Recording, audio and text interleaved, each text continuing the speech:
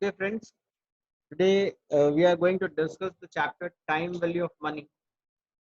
What is time value of money? We'll try to understand this. Money comes with a time value. Any money that you are holding today, or you had spent something, consumed on somewhat, or invested somewhere, the value of money changes from time to time. It is being said that money today is better than money tomorrow, because a money that you require in future will be discounted with the inflation in the time period. A 100 rupee note will not have the same value as it is today in future, because in future there will be inflation, and inflation will reduce the real value of that 100 rupee note. You may be able to spend 100 rupees, but you cannot be able to buy the same amount of goods and services that you can buy today from the same 100 rupees in future. So this is how you can understand that whatever the value of money today is will not be the same tomorrow. It will be discounted, or it will be lesser than today's value. That is why it is termed as discounted. So let's start this. What we'll learn from this chapter: why time value, future value of a single amount, future value of an annuity, present value of a single amount, present value of an annuity, intra-year compounding, and discounting. So these are the things that we are going to see in this chapter. A rupee today is more valuable than a rupee year hence. Exactly. This is what I said you right now. Money today is better than money. So this is what we are discussing is a rupee today is more valuable than a rupee year hence. Money today is better than money tomorrow. Why? First, if you have money today, you can consume it, and you do not need to uh, forego your current consumption. So current consumption is more important than future consumption. Your money have certain productivity. If you'll invest it somewhere, you will be earning certain amount of interest. So that is the productivity of the money. It will produce more capital to you. And inflation, if prices are rising in the economy, the real value of the money declines. So many problems, financial problems, involve cash flows occurring at different points of time. For evaluating such cash flows, an explicit consideration of time value of money is required. So if, let's say for example, if you are lending somebody some 100 rupee, or maybe borrowing 100 rupee from someone, what you are going to face? If your friend is asking you to lend a money of a 100 rupee note to him or her, first thing, you will not be able to consume, you cannot be able to consume a current consumption. You will have to forego your consumption. You're looking to buy a product worth rupees 100 today, but as your friend is demanding 100 rupee note from you, 100 rupee from you, and you are lending him or her that 100 rupees, so you cannot be able to buy that 100 rupee product. Second, let's say for example, if you're not looking for a current consumption, buying of this any product right now, so you could have been able to invest this 100 rupees in some interest bearing accounts, maybe some 2%, 3%, 5%. So after a year, this respective 100 rupee will grow to 102, 103, 105, whatever the rate of interest is there in that respective account. And in the meantime, we also need to keep in mind that there is an inflation in the economy. So if inflation today is 2%, and after a year it increases to 4%, 2% more increases, then your real growth is of only, if let's say for example, if your interest rate invested somewhere is 5%, then you're going to grow only by 1%. If it is 2%, you're suffering a loss of 2%. If it is 3%, you're suffering a loss of 1%. So number of cash flows that take place in a day-to-day business from time to time, with respect to corporate houses, with respect to individuals, every cash flow, either inflow or outflow, comes with a time value of money. We need to we need to calculate the time value of money for all kind of cash flows, inflows as well as outflows.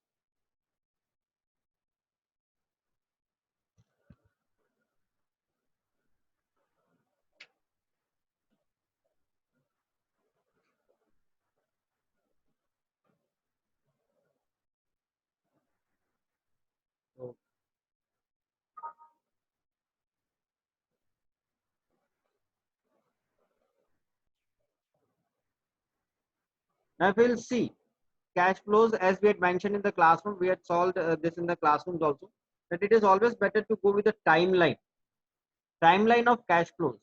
And if we'll see the timeline of cash flow, it starts always from zero. Zero is today.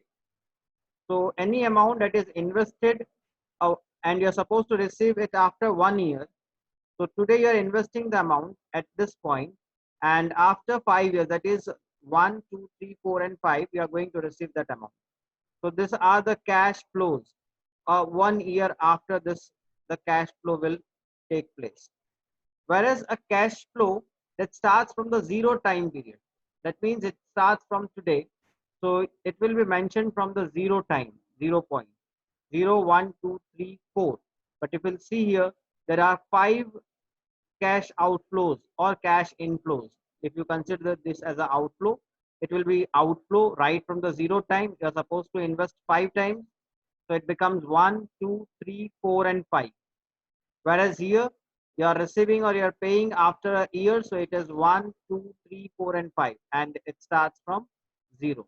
So this is what it will look like. This is our timeline. So whenever you are solving a sum of time value of money, it is important for you to draw this timeline so that your concept will become clear, whether at what point that respective amount will get mature, what will be the total number of payments that you need to make or that you need to receive, during what time, at the end of which year you are going to receive, or at the end of which year you are going to make a payment. So when you will be putting all these values on a timeline, it will become very easy for you to solve the sum, to understand the concepts of time value of money. This is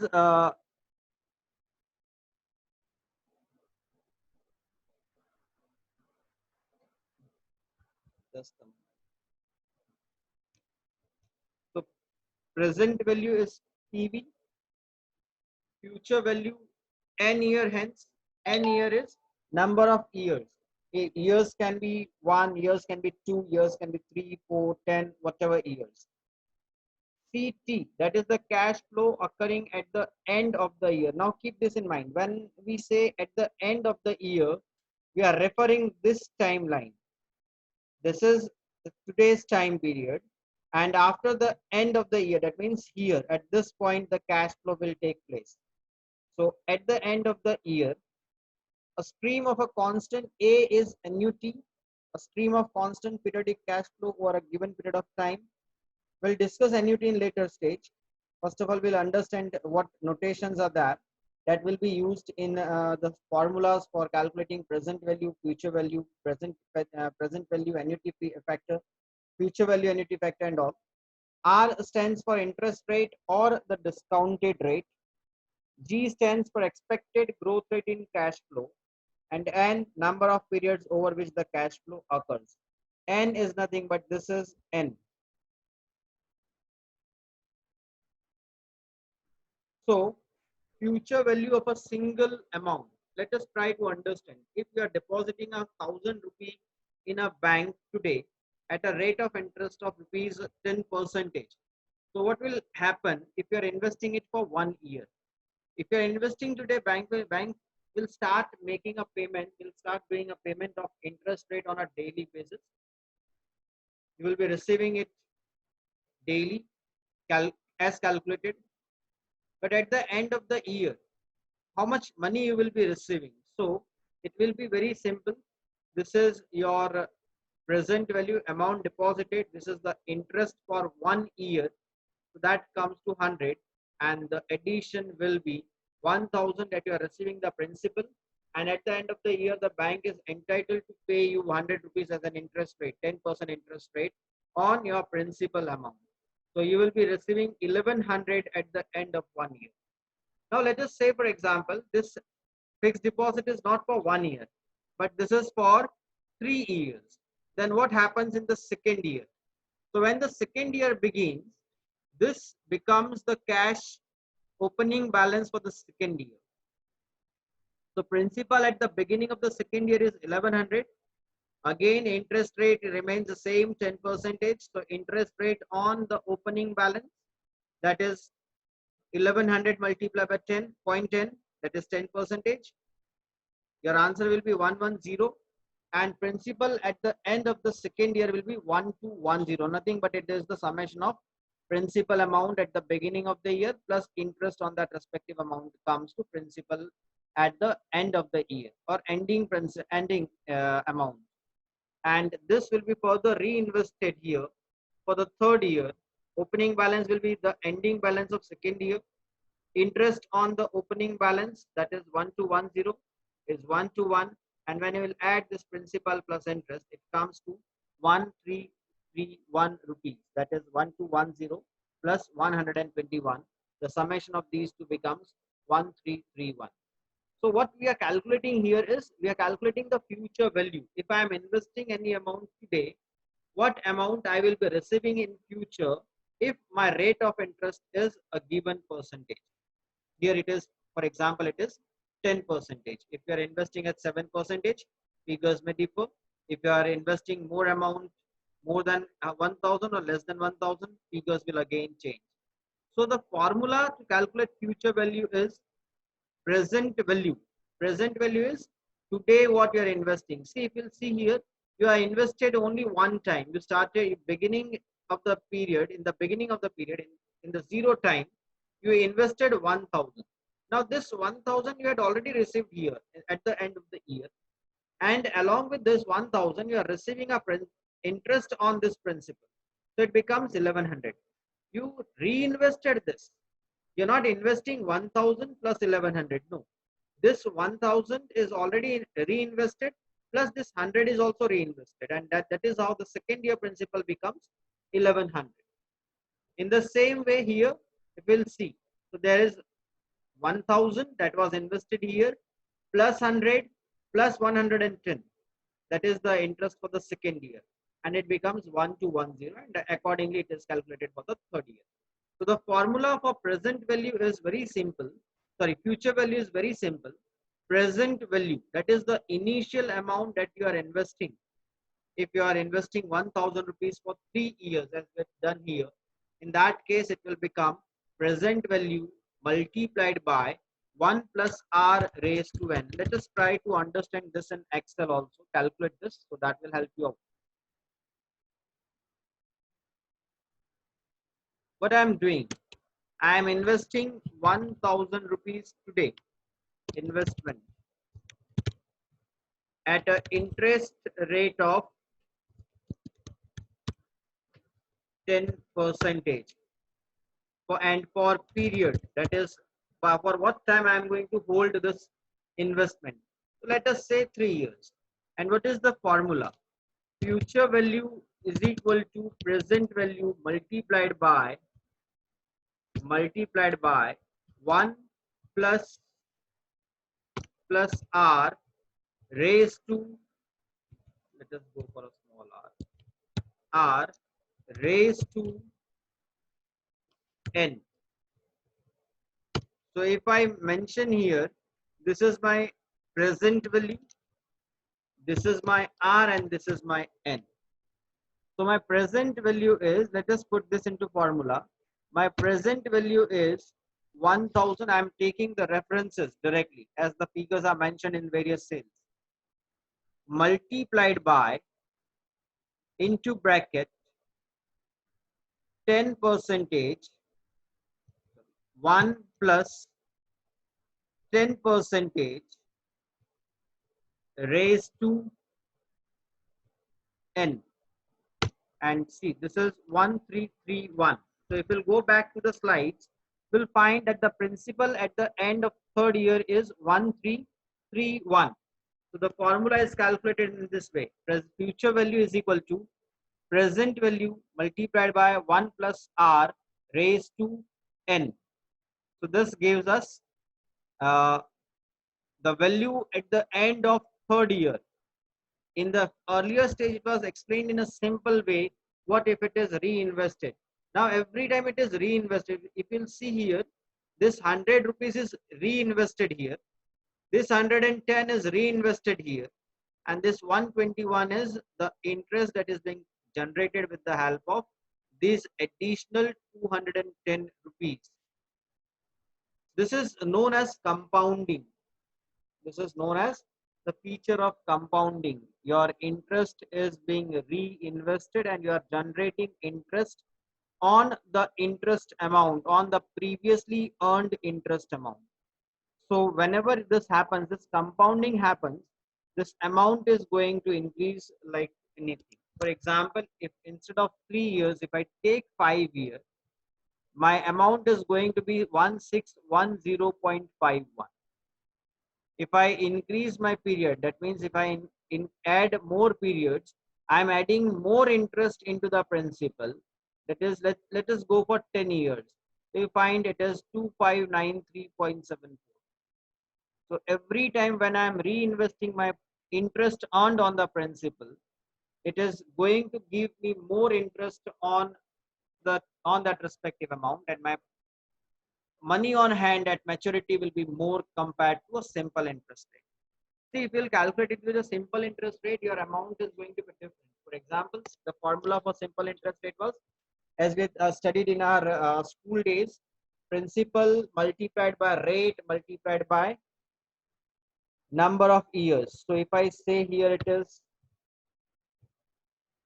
was like this, PRN divided by 100. This is the formula for your simple interest rate. So if I go accordingly, let us go for principal is my 100, sorry, 1000, interest is 10 percentage, and principal is 10 years.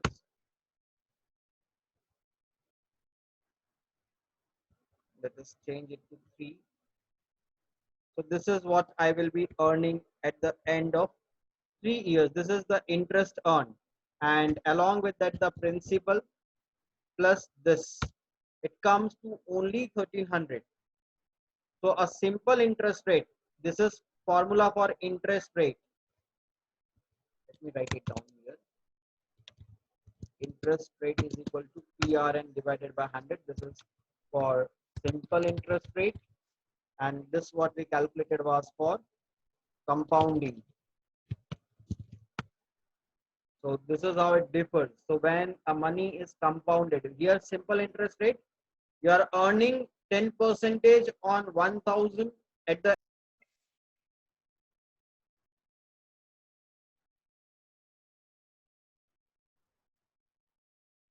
So discussing about simple interest rate and compounding rate of interest.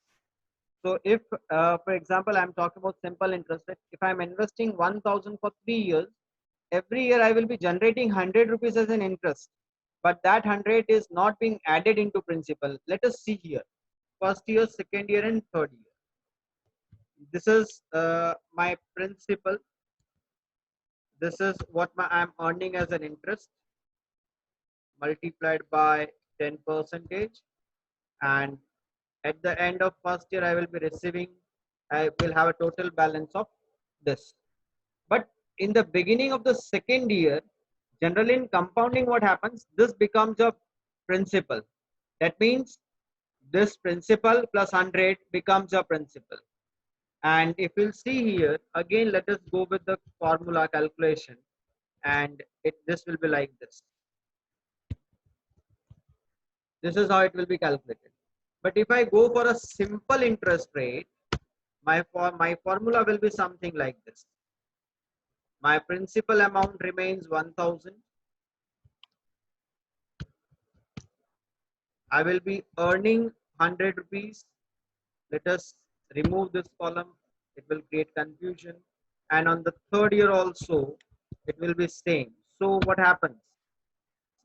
This is the interest for first year, second year, and third year. And I will be receiving 300 rupees as an interest along with my principal that was invested in the very beginning is 1300. So there's a difference of 31 rupees when it is compounded annually. This is compounded annually. It can be compounded semi-annually, it can be compounded quarterly, it can be compounded monthly, maybe quarterly, maybe bi-monthly, it can be compounded daily also. So more compounding, more amount is to be generated, less compounding, less amount is to be generated. So this is how you can be able to calculate the future value of a single amount. This is a single amount. You are investing for the first time. You are keeping the same amount forever. You're not withdrawing. You're not adding any amount into that respective principal as the time goes out. So this is a single amount, one time invested and interest earned on that. So future value of a single amount is present value multiplied by 1 plus r raised to n. N is nothing but it is the number of cash flows, number of periods. See, for example, if I say I am going to hold this amount for 3 years, but I'm compounding semi-annually, then it becomes 6, because I'm generating interest semi-annually twice in a year. So periods will become 6. That is 3 multiplied by 2. These are the various combination of R and N. This is how you can be able to find out. This is number of periods. This is the rate of interest. This will be the factor values. These are known as factor values. These are known as factor values. These factor values are already there at the end of your book. There's a table for present value interest factor and future value interest factor. So this is a interest value factor, future interest value factor. If it is 6% for 2 years, if it is 8% for 2 years, if it is 10% for 2 years, you need to see this. If it is 8 years, then I will go to this respective row and will check it out on the respective column of 10%. So it becomes 2.144. So simply if I am investing amount for, let's say, 8 years instead of 3 years, I'm investing any amount for 8 years. If you'll see here, the value is 2.144. So 2.144 multiplied by nothing but my principal amount, that is the first time invested, is almost nearby, as it is rounded off with the decimal points. It comes to 2144. If we'll round this up also, it will be 2144. 2144. So both of this answer, though both of these methods will give you the right answer. For this, we need to write present value, that is future value, is equal to present value multiplied by future value interest factor. I will go for subscripting. This is for 8 years and 10%. If you can recall, we had already discussed these methods in the classrooms also. So let us subscript it. That will help us out, put it in a right way. So this is how it will be written like. So present value is 1000. Future value interest annuity factor for our 8th year, 10% is given here. 8 year, 10% is 2.144. That is, so when I multiply 1000 multiplied by 2.144, it is 2144, depending on the factor value, depending on the number of years. If it is given in the table, it becomes very easy to calculate, or else it is already easy to calculate. No need of table also. You can calculate it by your own even, as it is simple. 1 plus r raised to n. That is the formula for factor value. So if I go for 8 years, 1 plus r, my r is 8%, my r is 10%, and raised to n, that is 8 years. So it comes to 2.14359. So let us round it up to a certain digit, 2.144. So this is how the factor value is calculated for future value interest annuity factor. I hope this is very much clear to all of you, how future value interest annuity factor has been calculated, how you need to calculate the future value of a certain cash flow. And now let us move on to the next concept, doubling period. This is the rule of doubling period. Doubling period is at what time period your amount is going to be get double. If I'm investing it at a certain rate of interest, what how much time it requires to become double? See, if I'm depositing, let's say I'm depositing 1,000 rupees at 10 percentage. Continuing with the same example, so in what time this figure 1,000 invested will become double? So for that, there's a formula. One is known as a rule of 72, and rule of 72 is 72 divided by percentage. That comes to 7.2. So 7.2, in 7.2 years, my money will get double. So now if I want to check it out whether it is right or wrong, what I need to do is 7.2. 1.986 multiplied by 1,000. So if I, this is all because of decimal figures, it will be 186 somewhere. So this is how it will be nearby to double if I am investing it at 10 percentage. If I am investing this in 15 percentage, then here we need to change it out to 15 and it becomes 4.8. It is given here. If you are investing any amount at a 15% rate of interest, so it will be doubling in 4.8 years. This is the first method to calculate the doubling amount. At what time your amount will get double? The more accurate thumb rule is rule of 69. Now rule of 69 says 0.35 plus 69 divided by interest rate. So if I go for here, let us go for 10% one more time, and let us follow rule of 69. So 0.35 plus 69 divided by 10. It is 7.25, and if I use it to 25, I'm almost approximate near to 2,000 rupees. So this is how your doubling period can be calculated. That is rule of 72.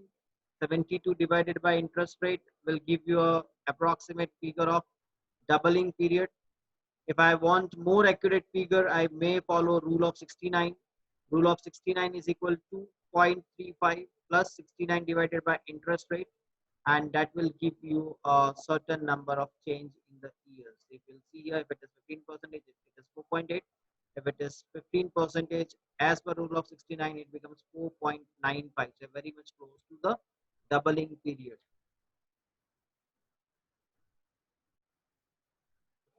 Now, present value interest annuity factor. We are going to calculate present value of a certain future value. And for that, the formula is future value for a nth year given to you multiplied by 1 divided by 1 plus r raised to n. So if you apply this formula, you can be able to calculate the present value of a certain future value.